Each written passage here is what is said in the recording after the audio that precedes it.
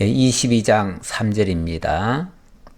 다윗이 거기서 모압 미스베로 가서 모압 왕에게 이르되 하나님이 나를 위하여 어떻게 하실지를 내가 알기까지 나의 부모가 나와서 당신들과 함께 있게 하기를 청하나이다 하고 부모를 인도하여 모압 왕 앞에 나아갔더니 그들은 다윗이 요새에 있을 동안에 모압 왕과 함께 있었더라. 선지자 갓이 다윗에게 이르되 너는 이 요새에 있지 말고 떠나 유다 땅으로 들어가라. 다윗이 떠나 헤렛 수풀에 이르니라. 아멘. 5절까지 봉독해 드렸습니다. 지난 21장부터 다윗의 본격적인 도피 생활이 시작되었죠. 물론 그전에도 도망을 가기는 했는데 그때는 국내 안에서의 이동이었습니다.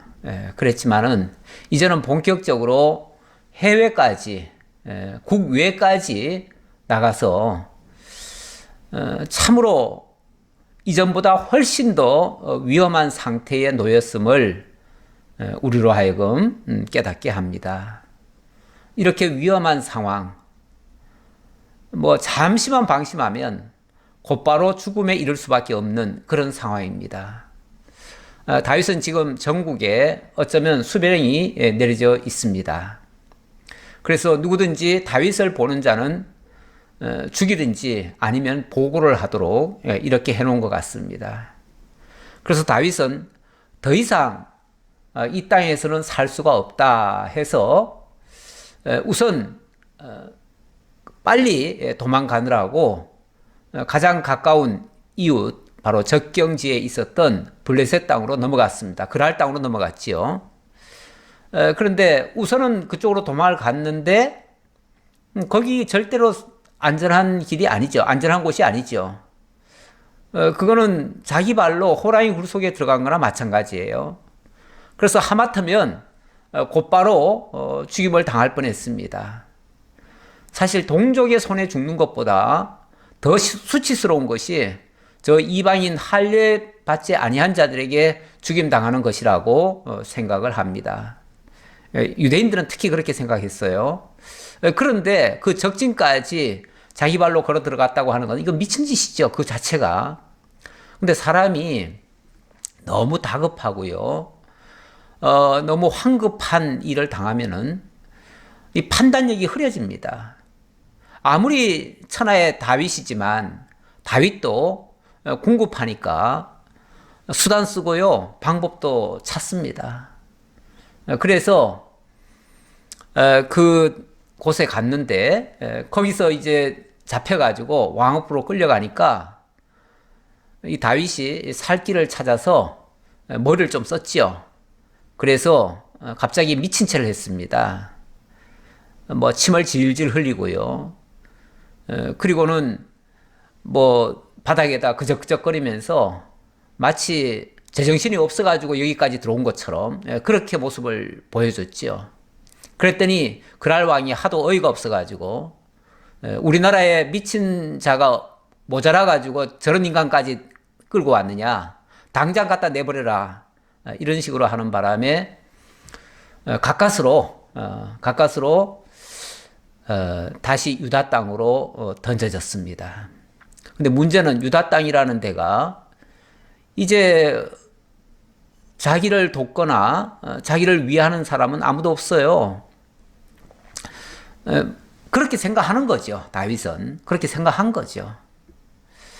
만약에 자기 편이 있고요, 무엇보다도 하나님이 나와 함께 하신다라는 그 생각만 가졌어도 그런 무모한 행동까지는 안 하지요. 그런데 잠시나마 그 사실을 잊은 것 같습니다. 그래서 이웃 땅으로 넘어갔었고 거기서 가까스로 다시 살아서 나오긴 했습니다. 나중에 보면 엘리야지요, 엘리야가 정말 가짜 그 선지자들과 850인과 함께 서로 다투었죠. 그러면서 하나님의 놀라운 역사를 보고 그리고 그들을 다 물리쳤습니다. 이렇게 엄청난 하나님의 능력을 맛보고도 아합 왕이 자기를 죽이려고 하니까 순식간에 도망을 갔습니다. 도망을 가서 굴 속에 숨어 있다 보니까 막말로 이렇게 살아서 뭐하나 싶은 생각도 들고요. 자기 신세가 처량한 거예요. 그러니까 하나님 앞에 그런 기도를 했지요. 하나님, 나 이제껏 잘 살았는데 더 이상은 못 살겠습니다. 차라리 절 죽여달라고. 너무 고통스러워서 못 살겠다고. 이러면서 참 엘리야답지 않은 그런 기도를 하고 참 기운이 쑥 빠져 있을 때가 있었어요. 코를 빠뜨리고 있을 때가 있었어요. 이 엘리야 같은 그런 믿음의 사람도 이런 일을 당합니다. 물론 하나님께서도 그때도 세미한 음성으로 들려주시면서 다시금 용기를 내게 하셨고 마침내 엄청난 승리와 함께 나중에는 승천까지 하는 그런 놀라운 체험까지 하게 되지요. 자, 길이 없는 건 아닙니다. 길이 없는 건 아닌데 잠시 극한 어려움을 당하면은 사람들이 하나님의 역사를 잊어버리고 그만 실수를 이렇게 하게 되지요. 바로 다윗도 그런 모습이었다고 생각합니다. 그런데 하나님은 그럼에도 불구하고 다윗과 함께 하십니다. 그래서 다윗이 다시 도망 나와서 아둘람 굴에 숨어 있을 때에 그때에 이 사울로부터 엄청나게 핍박을 받고 학대를 당했던 이 베들레헴 사람들, 바로 그 다윗의 그 아버지를 비롯한 그 일가족과 그 마을 사람들과 또 다윗을 좋게 생각했던 사람들, 그때 약 400명, 약 400명 가량이 왔다 그럽니다. 2절에 그렇게 나오지요. 이들은 전부 다 환난당한 자고 빚진 자고 마음이 원통한 자들이다, 이렇게 얘기를 했습니다. 다시 말하면 사울 때문에 엄청난 핍박을 받고 학대를 당하고 매일같이 어찌 보면 끌려가 가지고 고초를 당했던, 그래서 완전히 한이 됐던 사람들이죠.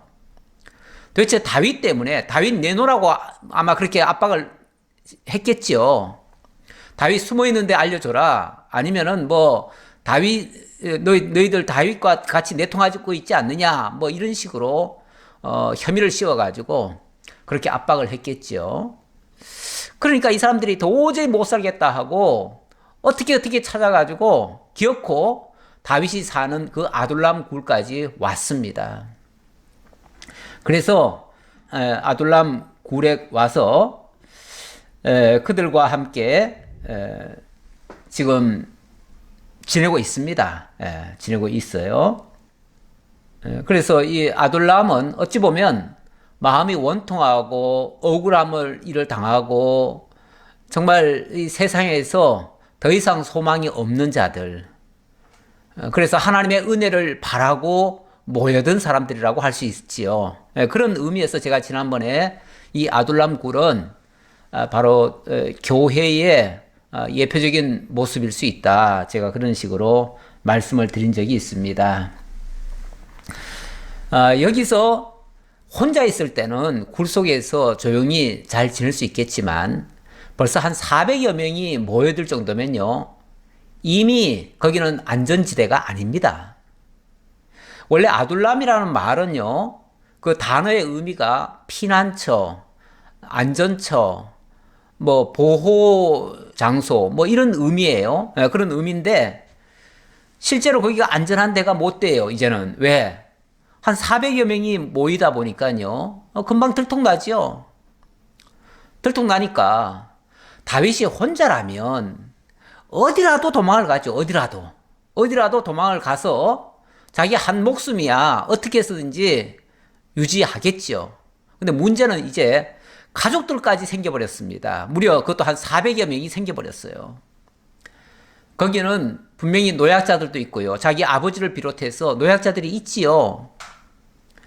그리고 여기 도망 온 사람들은요, 내버려두면, 가족 중에 일부만 온 게 아니라, 내버려두면 함께 어려움을 겪을 수 있기 때문에 어쩌면 일가족이 몽땅 다 왔을 수도 있어요.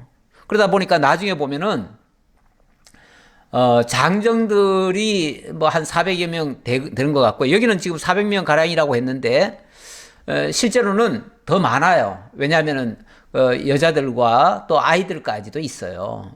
그러니까 일가족들까지 다 모여드니까 이거는 뭐 금방 노출되죠. 그러니까 다윗이 또 고민이 생겼습니다. 그래서 오늘 3절에 보니까 다윗이 거기서 모압 미스베로 가서 모압 왕에게 이르되 하나님이 나를 위하여 어떻게 하실지를 내가 알기까지 나의 부모가 나와서 당신들과 함께 있게 하기를 청하나이다 하고. 무슨 소리냐면 다윗이 망명을 신청하는 겁니다. 그 모압 지역에 이 모압 왕이 그 당시 아마 다윗을 좋게 여겼던 것 같습니다. 아마 평소에도 그렇게 대적 관계는 아니었던 것 같고, 그러다 보니까 저 모압에 가면 나한테 좀 우호적인 사람들인데 내가 저 모압 왕에게 내 사정을 아뢰고 그리고 뭐 끝까지 있겠다는 게 아니라 어느 정도까지라도 하나님이 어떤 역사가 있을 때까지 내가 잠시 좀 피해 있으려고 하는데 이 위기를 지금 피하려고, 그래서 미래를 좀 설계하려고 그러는데 당분간 당신의 도움을 좀 받고 싶소. 그러니까 우리 지금 처자식보다도 그 많은 그 가족이나 또는 그 마을 사람들이나 또 어려움을 겪어가지고 사울에게서 떨어져 나온 사람들, 이런 사람들이 있으니까 이런 사람들을 좀 당분간 그들에게 좀 거처를 주어서 이 지역에 좀 피해서 살 수 있도록 해주세요. 그런 이제 정중한 요청이죠. 정중한 요청이니까 이거는 공식적으로 다윗이 모압 왕에게 일종의 오늘날로 말하면 정치적 망명을 신청하는 겁니다. 제가 지금 사울에게 쫓기고 있고 정치적인 지금 보복을 지금 당하고 있으니까 이걸 어떻게 피할 수 있도록 해주시오. 요즘도 어느 한 나라에서 정치적인 압박을 받는 사람들은요, 그 이웃 나라나 다른 나라에 정치적 망명을 합니다. 그래서 어느 시기까지, 그러니까 좀 나라가 바뀌든지 어떤 정서가 바뀌면은 그때 돌아오려고 그때까지만 좀 봐달라 하고 신청하는 경우가 있어요. 그러면 웬만하면 다 받아줍니다. 이 정치적 망명은요, 다른 이해관계하고 상관없어요. 예를 들어서 적국이라도 봐줘요. 적국이라도 왜 봐주냐면 일단 적의 적은 동지잖아요. 기본적으로 세상의 모든 이치 속에서 적의 적은 동지라고 생각을 합니다. 다시 말하면 사울과 지금 예를 들어서 모압이 원수라고 쳐도 그래도 어쨌든 그 사울과 지금 척을 진 다윗이니까 그러면 적의 적이 되는 꼴이잖아요. 그러니까 그 적의 적은 곧 나와는 어찌됐든 협력할 수가 있어요. 다시 말하면 사울은 이제 다윗과도 적이 돼버렸고 모압과도 적이 됐으면은 결국 다윗은 모압 편이 돼가지고 사울을 공격할 수도 있거든요. 예를 들면 그런 의미에서 이 모압 왕은 그래 네가 사울과 지금 대적을 한다면은 그럼 네가 우리와 같이 있으면서 내 편이 좀 되어달라. 그러면 오히려 든든하지요. 그래서 정치적 망명을 받아주기도 합니다. 이 적국이라 할지라도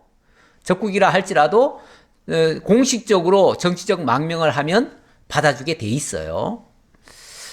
부모를 인도하여 모압 왕 앞에 나아갔더니 그들은 다윗이 요새 있을 동안에 모압 왕과 함께 있었더라. 모압 왕이 그걸 허락했다는 거죠. 허락을 해서 좋다. 그러면은 너희들이 이곳에 있으면서 여기서 나와 함께 있자. 그래서 만약에 여차하면 만약에 우리가 저 사울과 어떤 대적 관계가 이루어지면 너는 내 편이 돼야 돼. 이런 식으로 했겠죠. 예. 근데 이게 옳은 생각일까요? 지금 다윗의 판단이 옳은 일일까요? 아무리 천하의 다윗이라 할지라도 그도 실수가 있습니다. 하나님 앞에 기도하면서 정말 하나님의 뜻을 받들어서 행동한 일에는 실수가 없어요. 없는데 너무나 다급한 일의 나머지, 그리고 다급한 일을 빨리 해결하려고 하는 순간 잘못된 판단을 할 수 있습니다. 그래서 그 위험에 도달했다고 생각하고 자칫하면은 나 한 목숨뿐 아니라 우리 가족들까지 다 몰살당할 수 있다라고 하는 그 위기감이 결국 다윗의 판단을 흐리게 만들어 버렸어요. 그래서 그만 다윗이 좀 더 쉬운 방법을 찾아서 모압 왕에게 넘어가 버렸는데 이게 하나님 보실 때는 옳은 게 아니에요. 절대. 하나님은 어려움을 주시면요, 그 어려움을 피해서 도망가라는 게 아니고 그 어려움을 통해서 하나님의 능력을 맛보고 하나님의 역사를 보라는 거예요. 하나님이 함께 하심을 깨달으라는 거예요. 그리고 하나님의 능력에 참여하라는 거예요. 그게 하나님이 어려움을 주실 때의 의도거든요. 그러면은 어려움 왔다고 그 어려움을 도망칠 게 아니에요. 거기에 답을 못 찾겠으면 먼저 하나님 앞에 기도부터 해야지요. 기도하고 어떻게 할까요? 어떻게 할까요? 그랬으면 하나님이 모압 땅 가거라 그랬겠어요? 네. 그 안에서 어떻게 사는 방법을 제시했겠죠, 하나님이. 걱정하지 말아라. 내가 책임질게 그러시든지. 뭐 어떤 또 다른 방법이 있겠죠. 그러면 어디로 가라. 거기 내가 안전하게 너희들 지켜주겠다. 뭐 그러든지.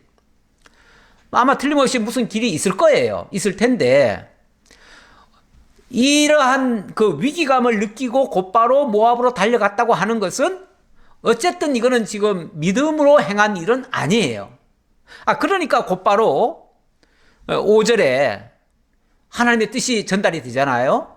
선지자 갓을 통해서. 자, 5절입니다. 선지자 갓이 다윗에게 이르되 너는 이 요새에 있지 말고 떠나 유다 땅으로 들어가라. 다윗이 떠나 헤렛 수풀에 이르니라. 하나님께서 선지자 갓을 보내주신 거예요. 보내주셔가지고 너 지금 왜 여기 모압 땅에 와 있느냐. 모압 땅은 네가 있을 곳이 아니다. 너는 지금 즉시 다시 보따리 싸가지고 다시 유다 땅으로 넘어가라. 하나님이 이렇게 명령을 하신 거예요. 이 다윗이 실수를 분명히 했음에도 불구하고 그래도 다윗이 또 위대한 모습은요, 이러한 하나님의 그 선지자의 말에 금방 순복을 합니다. 아유, 제가 거기 가면 제가 죽는데요, 안 되는데요, 이렇게 거부한 게 아니고, 예, 알겠습니다. 제가 판단이 잘못됐군요. 제가 하나님 뜻에 순복하겠습니다. 하고 그 말씀 듣고 곧바로 다시 나온 거예요. 그래가지고 다시 헤렛 수풀로 유다 땅으로 들어와서 헤렛 수풀에 거하게 되었습니다. 어쩌면 아둘람 굴보다도 더 열악한 환경이죠. 더 안 좋죠. 안 좋지만 어쨌든 하나님이 가라고 하신 곳으로 온 거예요. 네. 자, 6절로 넘어갑니다. 이번에는 사울의 이야기가 좀 나오네요. 이 사울이 이런 정황을 이제 보고를 받을 거 아닙니까? 사울이 전국에다가 자기 정보원을 다 심어놓은 것 같아요. 이 다윗의 일거수일투족이 어느 정도는 사울에게도 귀에 들어갑니다. 안 들어갈 리가 만무하지요. 유다 땅 안에 있으면서 누군가는 봤을 테고요. 누군가 봤으면 그 안에는 또 사울 편도 있어요. 틀림없이. 예, 그렇기 때문에 보고가 들어갑니다. 그리고 만약에 수배자라고 하면요, 신고만 하면 엄청난 포상금도 나올 수 있어요. 우리 옛날에 그 한창 그 방공을 부르실 때는요, 간첩을 신고하면은 뭐 몇천만 원씩 포상금이 나왔어요. 그래가지고 저도 어릴 적에 뭐 학교 뒷산이나 이런 데 이렇게 다니다 보면 삐라가 나와요. 그러면 그 삐라를 가지고 경찰서로 달려갑니다. 왜냐하면 그거 신고하면요, 아마 소소한 거지만은 뭐 학용품 같은 거라든지 뭐라든지 이렇게 줬던 것 같아요. 그것도 일종의 신고지요, 신고. 그러니까 전 국민 신고제를 만들어 놨어요. 전 국민 신고제. 쉽게 말하면 누구든지 다윗을 발견하면 신고해라. 그래서 만약에 그 신고를 통해서 옛날에 간첩 잡듯이 다윗을 잡는다면 그에게는 엄청난 포상금이 또 내려와요. 저도 그렇게 뭐 삐라 같은 것도 이렇게 신고했지만은 삐라가 아니라 어느 날은 진짜 우리가 간첩이라고 여겨질 만한 어떤 사람을 그 마을에 나타났다는 소리를 듣고 저희가 신고한 적이 있어요. 신고를 해가지고 그때 그 산을 경찰들이 다 에워싸고 아마 그때 군인들까지 나왔을 거예요. 그리고 마을 사람들은 밑에서 그거를 이제 지켜보고 있는 거죠. 그리고 위에서는 한번 수색을 하고요.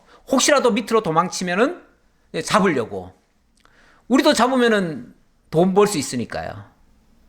뭐 사실 그 일반 백성들이야 물론 정의감에서 일을 하시는 분들도 있지만은 대부분의 그 민초들은요, 뭐 정의니 뭐니 이런 것 안 따집니다. 맨날 그 먹거리만 찾아서 살던 사람들은요, 어디서 먹거리 나온다 하면 그게 최고지, 거기 뭐 옳고 그런 거 이런 거 따지고 이런 시대가 아니에요. 예.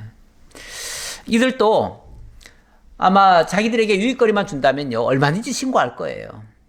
그러다 보니까 어느 사이에 사울에게 이 보고가 들어갔습니다. 들어가니까 사울이 반응을 합니다. 이렇게 반응을 합니다. 6절입니다. 사울이 다윗과 그와 함께 있는 사람들이 나타났다 함을 들으니라. 그때에 사울이 기브아 높은 곳에서 손에 단창을 들고 에셀나무 아래에 앉았고 모든 신하들은 그의 곁에 섰더니 사울이 곁에 선 신하들에게 이르되 너희 베냐민 사람들아 들으라. 이새의 아들이 너희에게 각기 밭과 포도원을 주며 너희를 천부장 백부장을 삼겠느냐? 여기 너희 베냐민 사람들아 이렇게 얘기를 하는데, 아무래도 이 사울은 원래 베냐민 지파 사람입니다. 베냐민 지파 사람이니까 자기 지파 사람들, 다윗은 유다 지파잖아요. 유다 지파고 자기는 베냐민 지파니까 베냐민 사람들을 향해서 하는 말이에요. 야, 이 바보 머저리 같은 이 베냐민 사람들아, 다윗이 너희들에게 먹거리도 주고 또 호요식 할 수 있도록 필요한 것도 제공하고 너희들을 높은 자리에 앉혀가지고 너희들에게 한 잔씩 주고 그렇게 할 줄 아느냐? 그런데 왜 다윗 편이 돼 있느냐? 그 말이에요. 너희들을 이렇게 잘 먹고 잘 사게 해주는 게 다 내 덕인 줄 알아라. 내가 너희들을 이렇게 잘해준 거다. 너희들은 지금 내 덕에 지금 살고 있는데 왜 다윗 편을 드냐? 그 말이죠. 왜 다윗 편을 드냐? 이 지금 사울은요, 지금 편가름을 하잖아요. 아니 뭐 물론 그 민족이 같은 이스라엘 12지파이기는 하지만 한 뿌리에서 나왔지만은 엄연히 지금 그 족들이 다르잖아요. 지파들이 다르잖아요. 다른데 은근슬쩍 자기 지파 사람들에게 다른 지파 일종의 뭐라고 그러나, 이걸 요즘 정치적인 말로는 뭐 지역색 또는 그 지역색이죠. 일종의 지역색을 지금 가지고 자극하는 거죠. 그걸로 자극하는 건데, 이 정치인들은요 은근슬쩍 내 편, 네 편을 가릅니다. 갈라가지고 서로 견제하게 만들고 서로 싸우게 만들고 그래가지고 내 편 쪽으로 끌어들이려고 하고 이런 경향이 좀 있어요. 있는데 어찌 보면 사울이 요걸 지금 이용하는 거예요. 그 베냐민 사람들에게 자극해가지고 너희들 왜 내 편이 안 되고 저 다윗 편을 들려고 하느냐. 그 말은 다윗이 지금 저기 나타났다고 하는데 왜 그런 걸 알면서도 나한테 즉각 보고 안 했냐 그 말이에요. 보고 안 한 거는 너희들이 몰랐을 리가 만무하고 너희들이 알았으면서 보고를 안 했다는 거는 지금 다윗 편 든 거 아니냐. 실제 그들이 뭐 다윗을 알아가지고 실제로 보고를 알면서도 안 했을까요? 그건 아닐 텐데 이 사울은 늘 지금 피해의식이 있어요. 피해의식이 있다 보니까 모든 사람이 자기 편을 안 들고 나의 적을 위해서 지금 함께하고 있다. 이런 어떤 피해의식을 가지고 있어요. 그러다 보니까 너희들이 지금 내 편 들어야 될 사람들이 왜 다윗 편 들고 앉았냐. 이걸 지금 책망하는 거예요. 그러면서 너희가 다 공모하여 나를 대적하며 내 아들이 이세 아들과 맹약하였으되 내게 고발하는 자가 하나도 없고 나를 위하여 슬퍼하거나 내 아들이 내 신하를 선동하여 오늘이라도 매복하였다가 나를 치려하는 것을 내게 알리는 자가 하나도 없도다 하니 이 말하는 중에 보니까 내 아들이 다시 말하면 요나단이 저 다윗과 내통을 하고 다윗과 지금 짝짝꿍이 돼가지고 나를 위험에 빠뜨리고 나에게 어려움을 주고 있는데 그것조차도 너희들이 지금 그동안 보고도 안 했다. 결국은 다 짝짝꿍이 돼가지고 함께 나를 공격한 거 아니냐. 적의 편이 돼가지고 나를 지금 곤란하게 만든 거 아니냐. 그리고는 정말 틈만 되면 오히려 그 요나단이 내 신하를 선동해서 오늘이라도 매복하였다가 나를 치려하는 것을 내게 알리는 자가 하나도 없도다. 아니 지금 자기 아들조차도 뭘로 봅니까? 기회가 되면 자기를 쳐서 죽이고 자기 왕자리를 저 다윗에게 넘기려고 하는 자기 아들이 그런 짓을 할 사람으로 지금 의심을 하고 있어요. 그러니까 이 사울의 그 의심병이죠, 일종의. 그 의심병이 어디까지 지금 들어갔냐면 자기 아들도 지금 못 믿어요. 아들도 지난번에 왜 은근히 그 아들 편이 돼가지고 그 요나단이 말을 한 적이 있잖아요. 그래가지고 그때도 화가 나가지고 창을 그 아들 요나단에게까지 던졌었어요. 네, 던지려고 했었죠. 그런데 이제 다른 사람들이 만류해가지고 그게 이제 취소가 됐는데 그 뒤부터는 자기 아들도 안 믿는 거예요. 안 믿고 저 아들 저놈도 다윗과 한편이 돼가지고 언젠가는 나를 죽일 놈이다. 그래서 지금 아까 매복했다가 나를 지금 선동해가지고 신하들을 선동해가지고 오늘이라도 매복했다가 나를 치려하는 것을 왜 아무도 보고 안 하느냐. 지금 이런 식으로 얘기하잖아요. 사람이요 피해의식에 딱 젖으면요 모든 사람이 자기를 공격한다고 생각을 합니다. 자기를 왕따시키고 자기에게는 아무것도 안 알려주고 자기들끼리만 모여가지고 작당을 하고 그리고 나를 죽이려 한다. 전형적인 피해의식에 쩔은 사람의 모습이죠. 물론 이것도 병이에요. 지금 병 때문에 그래요. 본심이 그럴까 싶기는 해요. 본심이 그럴 일은 만무하지요. 악신에 의해서 이 악신이 원래 그 의심병을 만듭니다. 이 악신들이 의심병을 심하게 만들어요. 그래서 모든 사람들이 다 잠재적인 적이에요, 적. 그러니까 사람을 사랑할 수 없지요. 그러니까 사람을 위해서 일하지 않지요. 항상 의심을 하고 저놈이 언젠가는 나를 해칠 것이다. 그래서 내가 경계해야지. 아니면 내가 먼저 공격해야지. 그래서 막 공격적으로 나오기도 해요. 그래서 어떤 기회가 되면, 어떤 계기가 되면 갑자기 정말 무서운 사람으로 돌변이 할 수도 있어요. 예. 지금 사울이 바로 그 모습을 보이고 있는 중입니다. 그때에 에돔 사람 도액이 사울의 신하 중에 섰더니 대답하여 이르되 이세 아들이 노베 와서 아이두베 아들 아히멜렉에게 이른 것을 내가 보았는데 아히멜렉이 그를 위하여 여호와께 묻고 그에게 음식도 주고 블레셋 사람 골리앗의 칼도 주더이다.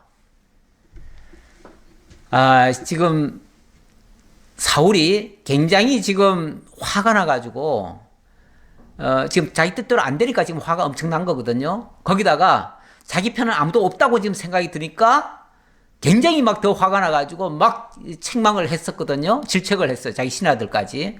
너놈들도 다 똑같다. 다 다윗 한편이지. 다 나를 공격을 빠뜨리겠지. 이러면서 지금 공격하고 있는 중인데 이때가 도액으로서는 기회지요. 이 도액은 원래는 에돔 사람이에요.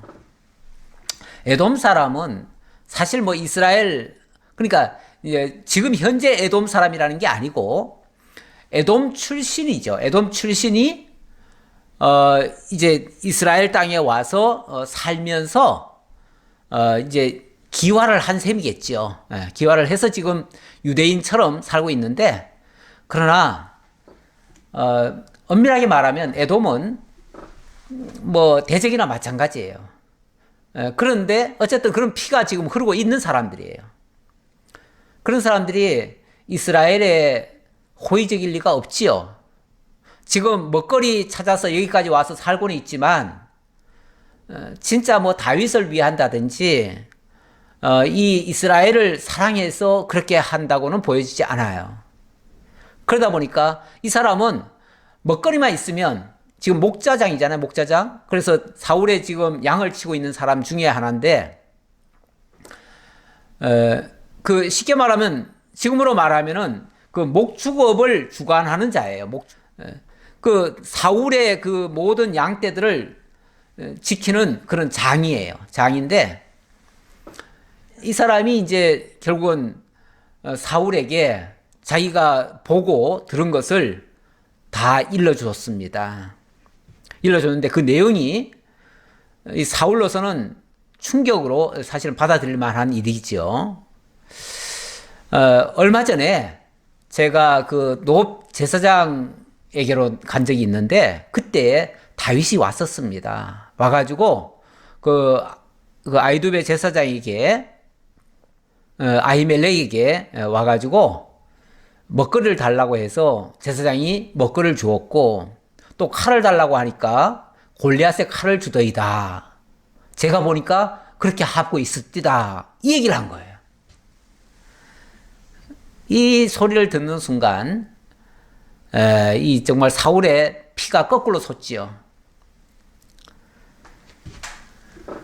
왜냐하면 이놈들이 안 그래도 그 의심병이 있었는데 진짜구나. 이놈들이 결국은 저 다윗과 다 짝짝꿍이 됐구나. 다 짝짝꿍이 돼가지고 다윗에게 먹거리도 주고 다윗에게 칼도 무기도 주고 다 다윗을 지원하고 있었구나. 이렇게 생각이 든 거죠. 그러니까 그만 뭐 안 그래도 지금 지금 정신적으로 지금 혼란한 상태인데 완전히 이성을 또 마비해버리는 거죠. 이성이 마비돼버리는 거죠. 그러니까 11절 왕이 사람을 보내어 아이두베 아들 제사장 아히멜렉과 그의 아버지의 온 집 곧 노베에 있는 제사장들을 부르매 그들이 다 왕께 이른지라. 쉽게 말하면 당장 가가지고 그 아히멜렉을 비롯한 그 집안에 있는 모든 제사장들 다 끌고 와라. 다 끌고 와라 그랬겠죠. 여기 뭐 좋게 말해가지고 불렀다 그러지만은 그냥 부른 게 아니고요. 가서 끌고 온 거예요. 아니 그냥 부르면 오겠어요? 강제로 끌고 와야지요. 사울이 이르되 너 아이두베 아들아 들으라. 대답하되 내 주여 내가 여기 있나이다. 사울이 그에게 이르되 네가 어찌하여 이세 아들과 공모하여 나를 대적하여 그에게 떡과 칼을 주고 그를 위하여 하나님께 물어서 그에게 오늘이라도 매복하였다가 나를 치게 하려 하였느냐 하니. 쉽게 말하면 네가 그렇게 하는 바람에 다윗이 오늘이라도 매복해가지고 나를 칠 수 있는 그런, 쉽게 말하면 모든 것을 네가 제공하지 않았느냐 그 말이죠. 결국 네가 다윗과 한패가 돼가지고 나를 치려고 하는데 네가 지금 다 지원해 주지 않았느냐. 한마디로 다윗은 반역자고 너는 그 반역에 도움을 준 자니까 네 이런 짓 했지, 네 죄를 알렸다, 지금 그 얘기죠. 결국은 이 공모했다라고 표현을 했는데, 공모했다, 이 반역죄에 공모했다 그 말이잖아요. 자고로 왕정시대 때 반역죄는요 직결 사형입니다. 직결 심판에 넘겨가지고 바로 사형이에요. 반역죄를 제일 무섭게 여기죠. 그래서 반역죄는 무조건 다 죽입니다. 그래서 아히멜렉이 왕에게 대답하여 이르되 왕의 모든 신하 중에 다윗같이 충실한 자가 누구인지요? 그는 왕의 사위도 되고 왕의 호위 대장도 되고 왕실에서 존귀한 자가 아니니까. 눈앞에 칼이 와 있어도 제사장의 입에서는 거짓말 할 수는 없죠.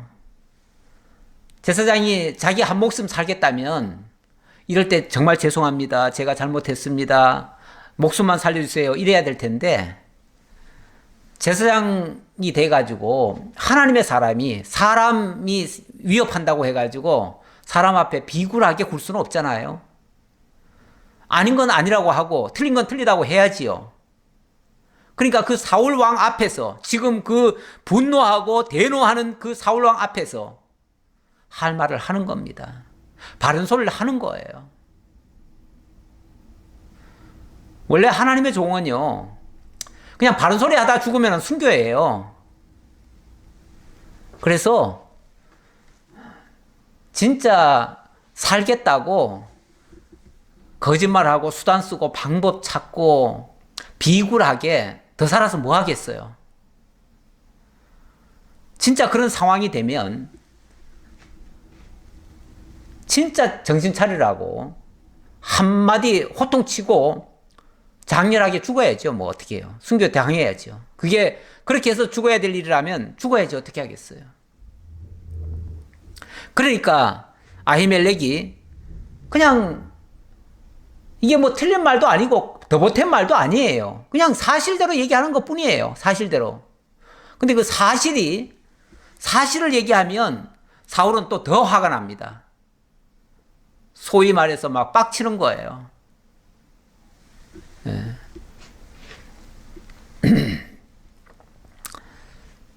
그러면서 내가 그를 위하여 하나님께 물은 것이 오늘이 처음이니까 결단코 아니니이다. 원하건대 왕은 종과 종의 아비의 온 집에 아무것도 돌리지 마옵소서. 왕의 종은 이 모든 크고 작은 일에 관하여 아는 것이 없나이다 하니라. 왕이여, 아니 다윗에 대해서 그것 좀 줬다고 지금 뭐라고 그러시는데, 아니 다윗에 대해서는 과거에도 다윗이 뭐 물어오면은 제가 여러 번 대답한 적이 있습니다. 그리고 뭐 필요한 거 있으면은 제가 제공한 적이 있습니다. 이번뿐이 아니라 전에도 그런 적이 있어요. 하기야 그 전에 다윗이 그 전쟁터에 나갈 때도 아마 여기 와가지고 기도하고 갔을 수도 있어요. 그리고 이 제사장 만나가지고 뭐 이야기도 하고요. 또 필요한 것도 받아갔을 수도 있어요. 왜냐하면 나중에 그 골리앗과의 전투에서 이겼잖아요. 그리고 그 갑옷과 그 칼과 이런 것들을 다 거기 제사장한테 갖다 줬잖아요. 그랬으니까 거기 왔다 갔다 했지요. 왕래했지요. 아니 제가 다윗과 함께 한 적은 이번이 처음이 아닌데 왜 이번에 그렇게 한 거 가지고 왜 문제 삼습니까? 아니 왕도 다윗이 그동안 잘해가지고 왕의 사위까지 삼지 않으셨습니까? 이렇게 말하는 거죠. 한마디로 말해서 다윗이 뭘 잘못했길래 왕이 그에게 떡 좀 줬다고, 그리고 그가 취했던 그 골리앗의 칼 좀 줬다고 그거 가지고 왜 문제 삼습니까? 라고 지금 얘기하는 거죠. 이렇게 말하면 왕이 아이쿠 내가 실수했구나 이러겠어요? 16절 왕이 이르되 아히멜레가 네가 반드시 죽을 것이요 너와 내 아비의 온 집도 그러하리라 하고 왕이 좌우의 호위병들에게 이르되 돌아가서 여호와의 제사장들을 죽이라. 그들도 다윗과 합력하였고 또 그들이 다윗이 도망한 것을 알고도 내게 알리지 아니하였음이니라 하나 왕의 신하들이 손을 들어 여호와의 제사장들 죽이기를 싫어한지라. 이제 드디어는 아니고 뭐 지금까지 그래 왔지만은 잠시 제정신 차렸다가 다시 또 확 돌아버린 겁니다. 그래가지고 또 이성을 잃는 그런 명령을 또 내렸지요. 당장 저 제사장들 다 죽여라. 다 죽여라. 자, 그랬는데 사람들이 이 제사장 죽이는 게 쉬운 일입니까? 제사장이 지금 하나님의 사람들인데 하나님 죽이기를 좋아할 사람이 누가 있습니까? 그러니까 아무리 사울의 명령이지만 그 말을 듣고도 주저주저 했어요. 그래서 이 죽이는 일을 하지를 못했지요. 그랬더니 18절 왕이 도에게 이르되 너는 돌아가서 제사장들을 죽이라 하매 에돔 사람 도액이 돌아가서 제사장들을 쳐서 그날에 세마포 에봇 입은 자 85명을 죽였고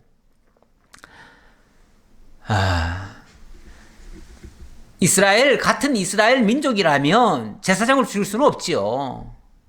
어떻게 같은 이스라엘 민족이 제사장을 죽일 수가 있습니까?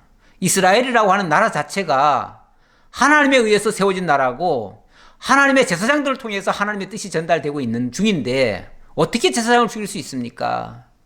그러니까 아무도 손을 내밀 수가 없었어요. 그러니까 사울이 도액한테 시키는 거예요. 도액아, 네가 가서 다 죽여버려라.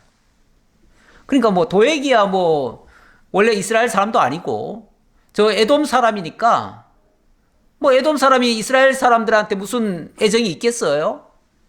죽이라면 좋지요. 얼싸 좋다 하고 가서 그냥 막 쳐 죽여버린 거예요. 인정사정 없이 쳐 죽여버린 거예요. 참 무서운 얘기죠. 무서운 얘기인데 참 할례받지 아니한 저 에돔 사람을 통해서 에돔 사람은 쉽게 말하면은 그 야곱과 에서 그 에서의 민족이잖아요. 에서의 민족, 에서의 자손들이잖아요. 그러니까 엄밀하게 말하면은 야곱과 에서는요 서로 원수지간이에요. 원수지간인데 이 사울이 원수의 손을 통해서 지금 이스라엘의 자손들을 지금 쳐 죽이는 거예요. 그것도 가장 정말 하나님의 말씀을 전해주는 사람들을 쳐 죽이는 거예요. 이건 하나님을 직접 대적하는 행위랑 똑같아요. 무서운 일이죠. 거기서 그치지 않습니다. 19절 제사장들의 성읍 노베 남녀와 아이들과 젖먹는 자들과 소와 나귀와 양을 칼로 쳤더라.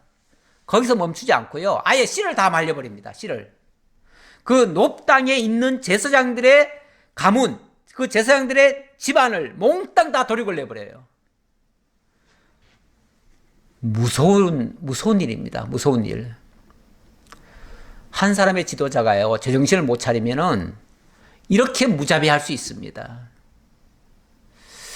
왕인데요. 원래 지도자를 세운 이유가 뭐지요?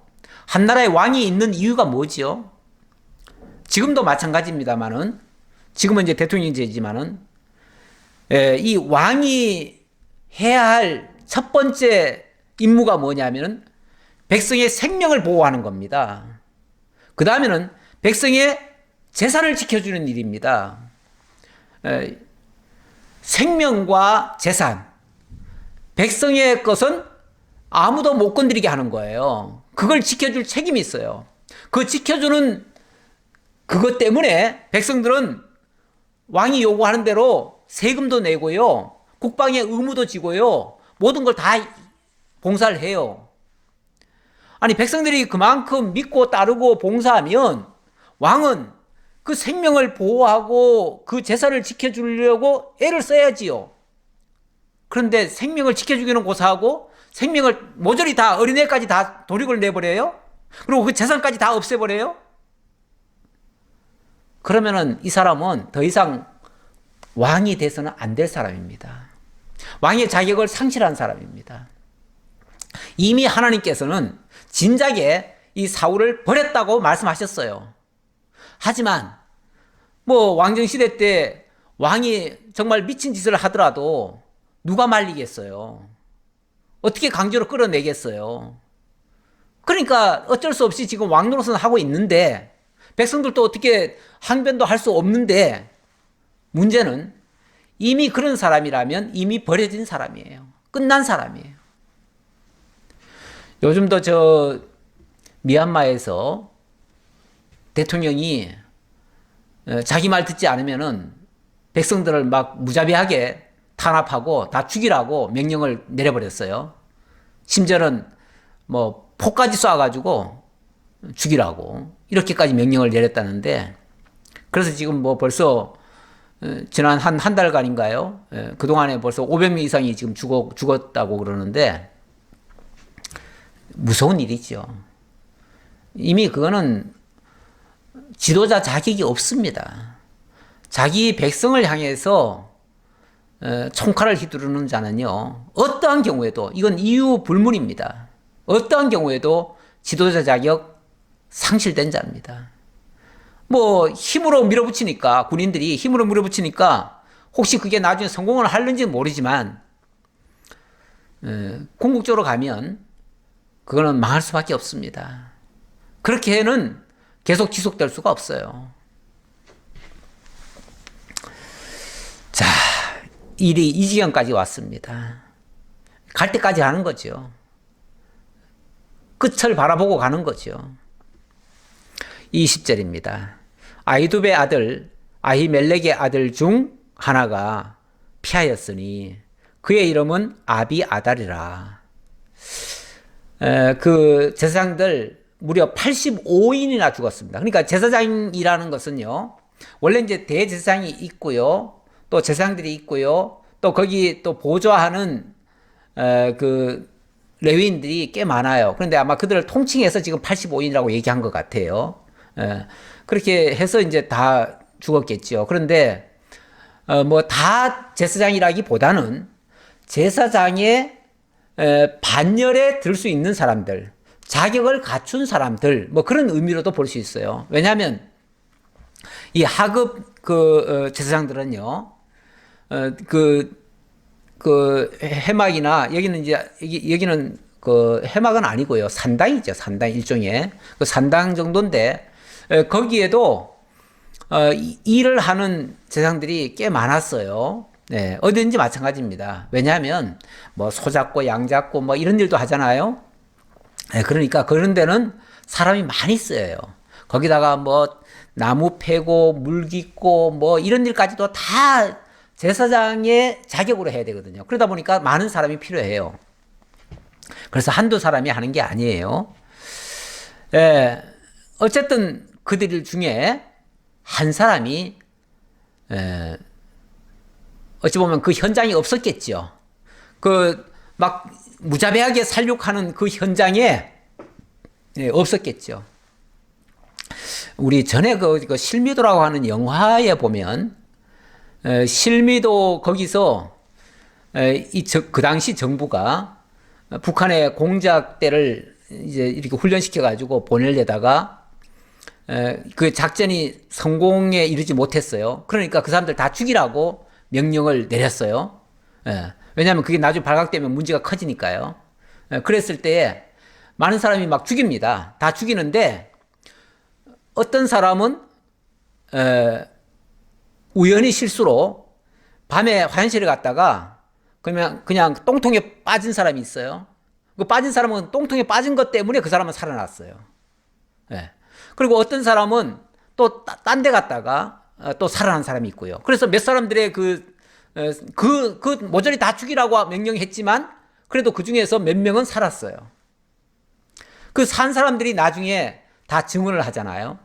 있었던 모든 일들. 그래가지고 나중에 그게 이제 영화로까지 나왔는데, 이거는 사실 일반인들은 다 모르는 사실이죠. 모르는 사실이지만 몇몇 사람은 살려가지고 그들에 의해서, 그들의 입에 의해서 증언이 나오게끔 그렇게 하는 경우가 있는데, 지금 이 사실, 여기 지금 모조리 다 죽이라는 말은요, 왕이 이렇게 했다는 사실을 딴 사람들은 알면 안 돼요. 그러니까 모조리 다 죽임으로써 이 흔적까지 다 없애버려야 돼요. 아마 다 불사 질러버리고 나중에 다른 백성들이 혹시 뭐 알게 되면 거기 불이 나가지고 사람 다 죽었다고 아마 이렇게 얘기하겠죠. 네, 그렇게 하지. 아니 사울이 와서 다 죽였다, 자기 백성을 그렇게 다 죽였다 이렇게 말하면 되겠어요? 그랬는데 그런 와중에 한 사람은 살았다. 한 사람은. 그 한 사람이 바로 이 아비아달이라고 하는 이 사람입니다. 아히멜렉의 아들 아비아달. 이 사람이 도망을 갔습니다. 그의 이름은 아비아달이라. 그가 도망하여 다윗에게로 가서 사울이 여호와의 제사장들 죽인 일을 다윗에게 알림해 다윗이 아비아달에게 이르되 그날에 에돔 사람 도액이 거기 있기로 그가 반드시 사울에게 말할 줄을 내가 알았노라. 내 아버지 집에 모든 사람 죽은 것이 나의 탓이로다. 그 소식을 듣는 순간 다윗이 탄식을 합니다. 그리고 자기를 채찍질을 합니다. 내 탓이다, 내 탓. 그때 내가 그 떡을 좀 받을 때 밖에 그 도액이라는 사람이 있었는데, 이 다윗은 그 사울 곁에 있었기 때문에 그 신하들을 또 웬만하면 다 알지요. 그런데 그 도액이라는 신하, 그 목자장이었던 사람을 알았던 거예요. 알았는데, 그러나 다윗은 괜히 아무 잘못도 없는 사람을 해하거나 그럴 수 없잖아요. 만약에 나쁜 사람 같으면요, 저놈이 내가 지금 이거 하고 있는데 이걸 봤어? 그럼 저놈 죽여야지. 그리고 아마 제거했을 수도 있어요. 근데 다윗은 차마 그렇게 못하지요. 설령 자기 정보를 안다 할지라도 그냥 하나님께 맡기고, 그래, 어쩔 수 없지. 하나님이, 근데 저놈이 아마도 나중에 사울에게 보고는 할 것 같은데, 그리고 나서는 아마 어떤 뒷조치를 했어야 되는데 다윗이 그 뒷조치를 안 하고, 그리고 자기 살기에 급급해가지고 자기 도망가 버리는데 그냥 급급했잖아요. 그리고 노업 제사장에 대해서는 그 뒤로 아마 잊고 있었을 거예요. 까마득하게 잊고 있었을 거예요. 사람이 그렇잖아요. 화장실 갈 때는 급해서 뭐 온갖 거 다 얘기하지만은 갔다 온 다음에는 자기 할 일 다 끝났다고 생각해가지고 그 다음부터 해야 될 일은 신경도 안 써요.